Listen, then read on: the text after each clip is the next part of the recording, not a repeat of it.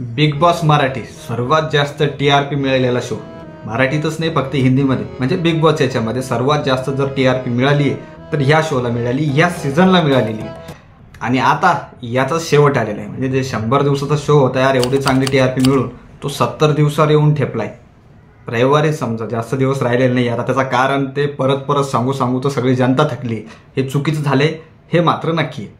तर आता हा शो कोण जिंकणार यावर बरेचसे तर्कवितर्क लावण्यात येत आहे. कधी सूरजचं नाव, कधी अभिजित दादाचं नाव, कधी निक्कीचं नाव, तर कधी DP दादाचं नाव, सर्वांचं नाव येत आहे. पण कोण जिंकणार हे पाहणं अत्यंत महत्त्वाचं किंवा मजेशीर ठरणार, कारण सर्वांचे नाव येत आहे. आता उरले 7 जण आहे, पण 7 पैकी जर 2 जण तर घराबाहेर तर जाणारच, राहिले 5 जण. आपण असं म्हणू शकतो, समजा जर आपण 7 जणांची नावं घेतली तर DP दादा, अंकिता, सूरज, वर्षाताई, निक्की आणि कोण राहिलं, आणि जान्हवी, हे 7 जण राहिलेले. आता या 7 पैकी 2 जण जाणार आहे. आता कोण बाहेर जाणार, आणि हे या आठवड्यात मध्ये 1 ते 2 दिवसामध्येच जाणार आहे. 1 ते 2 दिवसात जाणार आणि 5 उरलेले हे फायनल खेळणार त्या टाईपचं. त्यापैकी 3 स्टेप बाय स्टेप जाणार, पण 2 जण तर नक्की जाणार आहे. तर आता हे बघूया की कोण जाणार हा भाग वेगळा, पण कोण जिंकणार हे बघू. तर सुरुवात करूया DP दादापासून. DP दादाचा खेळ जर पाहिला आपण तर अतिशय ठीकठाक असं म्हणता येईल. कारण कधी कधी असं वाटत होतं की अंकिताचा सपोर्ट चाललाय, अंकिताच्या मागे उभं राहून खेळताय. फ्रंटला अंकिता दिसत होती सुरुवातीला, भरपूर दिवस असेच चालले, असेच गेले पण म्हणू शकतो. कोल्हापूरचा भरपूर सपोर्ट मिळतोय. दादा चांगला खेळत पण होता, मार्गदर्शन पण होतं, पण तेवढा दिसत नव्हता हे मात्र नक्की. हे पण तेवढं सत्य आहे की त्या प्रमाणात दिसत नव्हता. शेवटी ही लक्षात आलं त्यांना.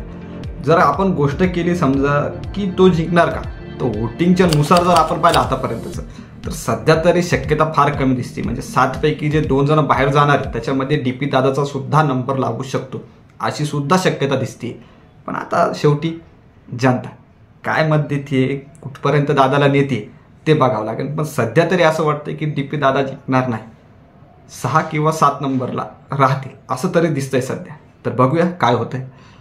दुसरा नंबर जर आपण घेतला तर अंकिताचा नंबर घेऊया. दुसरा नंबर म्हणजे काही मेरिटनुसार नाही. अंकिताचं जर आपण पाहिलं तर आधीपासूनच अंकिता ही चांगली खेळली. म्हणजे जर आपण पाहिलं तर सर्वात पहिला कर्णधार याच्यामध्ये कॅप्टन जे झालं ते अंकिता झाली होती. B टीममधून जर कोणी समोर दिसत असेल, जर समोर चेहरा कोणता असेल तर अंकिता दिसत होती. तर अंकिताची जे खेळ खेळण्याची पद्धत होती ती सुरुवातीला अत्यंत चांगली होती, पण जो स्तर होता तो खाली येताना दिसतोय. कधी खाली येत होता, कधी वर जात होता. आपण त्या टाईपचं पण म्हणू शकतो. तर अंकिता जर पुढे जर आपण बघितलं, अंकिता शो जिंकणार का, तर त्याच्यामध्ये पण थोडीशी शक्यता कमी दिसती. ही शेवटी कळते. कारण स्टार्टिंग म्हणजे जी सुरुवात झाली होती बिग बॉसची, तो भाग जर थोडासा बाजूला ठेवला, आता शेवट जर बघितला तर अंकिता ही सुद्धा 6-7 किंवा 5-6-7 या टाईपला राहणार आहे असं वाटतंय. जनतेचा सपोर्ट चांगला भेटतोय, काही हरकत नाही, पण त्या प्रमाणात नाहीये. त्या प्रमाणात जनतेचा सपोर्ट दिसत नाहीये. त्यामुळे असं वाटतंय जर जनतेनुसार जर आपण घेतलं तर विनर म्हणून तर सध्या तरी वाटत नाहीये. बघूया काय होतं. तर पुढील सदस्य आहे निक्की. निक्की म्हणलं तर भांडण्याचं खरं मूळ सूत्रधार कोणी असन या घरामध्ये, संपूर्ण भांडण व्यवस्थित जसं मूळ सूत्रधार म्हणू शकतो आपण, तर ती निक्की. निक्कीमुळं तर रोज भांडणं होत होते.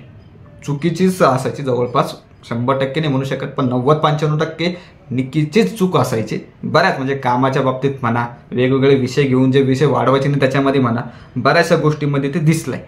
पण आता एक प्रकारे पाहिलं तर मग खरा जर मसाला जर पाहिला आपण तर बिग बॉसच्या याच्याने तर तिनं दिलेला आहे. आता तिनं हिंदीसुद्धा खेळलेलं आहे, तिला तेवढं ज्ञान आहेच नाही म्हणलं तरी. आणि जर आपण पाहिलं तर मी तर किंवा जनता आता सध्या ती टॉप 3 मध्ये दिसतीये. फिनालेच्या जर टास्क झालेला होता सूरजसोबत, तर त्याच्यामध्ये ती जिंकून डायरेक्ट फिनालेमध्ये गेली. म्हणजे ती तर काही 5व्या-6व्या नंबरला जे आपण म्हणतोय 2 जाणारे बाहेर त्याच्यामध्ये तर ती नाहीये, ती तर गेली फिनालेमध्ये. तर त्यानुसार जर आपण पाहिलं तर टॉप 3 मध्ये किंवा टॉप 4 मध्ये तिचं नाव येऊ शकतं. जरी तिनं खराब खेळ खेळलाय हे मान्य आहे, सर्व जनतेला माहिती आहे. रितेश भाऊनं पण सांगितलं होतं की तुम्ही कॅप्टन बनणार नाही. याच्यानंतर भरपूर आठवडे झाले ते विषय झाला होता. सुरुवातीपासूनच तिची किरकिर होती, तरीही सुद्धा टॉप 4 मध्ये तरी पाहू शकतो आपण तिला.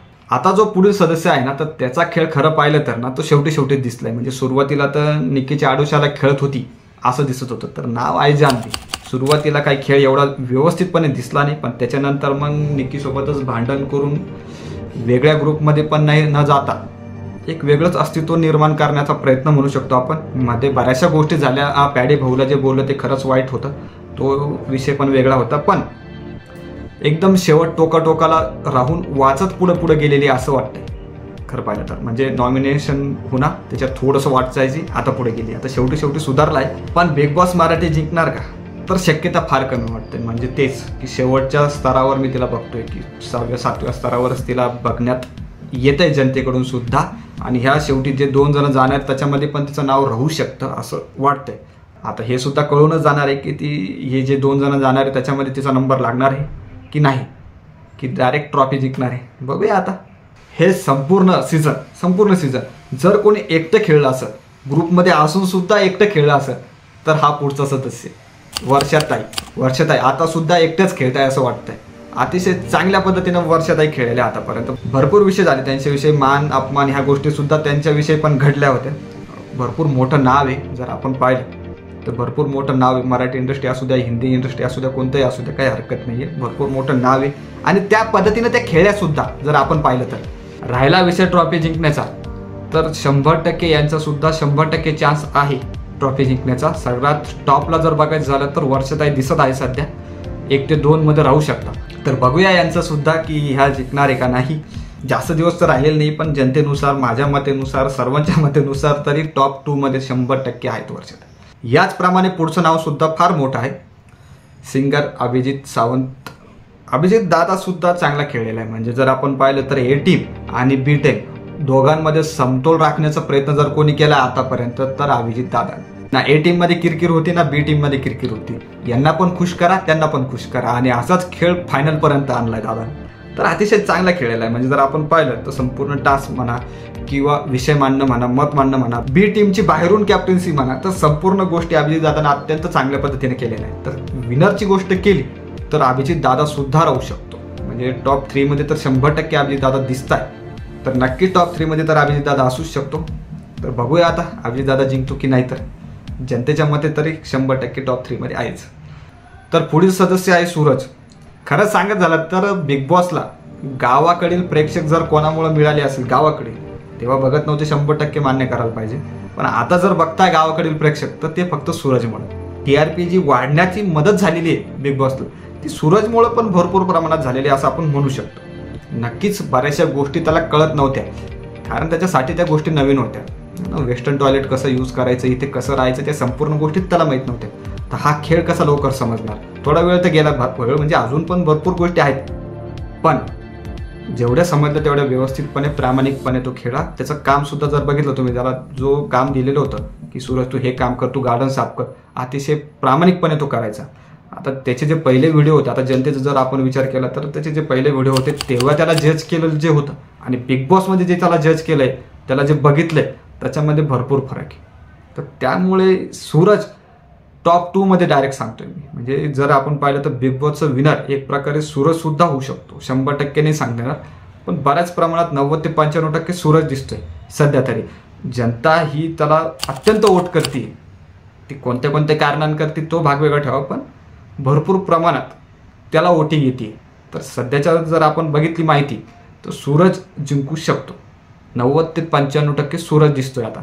तर हे होते संपूर्ण सदस्य। तर यापैकी कोण कोण जिंकणार, कोण टॉप 3 मध्ये होते हे मी संपूर्ण सांगितले। जर पहिलं जर आपण बघितलं टॉप 3 चे, तर अभिजित दादा, सूरज आणि वर्षाताई हे टॉप 3 मध्ये दिसत आहे। निक्की सुद्धा तिथे जाऊ शकते, अभिजित दादाची जागा घेऊ शकते किंवा वर्षाताईची, या दोन्हीपैकी एकाची घेऊ शकते। पण आता सध्या तरी सूरज, अभिजित दादा आणि वर्षाताई हे टॉप 3 दिसत आहे। तर तुम्हाला काय वाटतंय, टॉप 3 कोण असणार, बिग बॉस सीझन कोण जिंकणार, कमेंट करून नक्की सांगा। व्हिडिओ आवडला असेल लाईक करा, शेअर करा आणि नेहमीप्रमाणे सबस्क्राईब करा। धन्यवाद।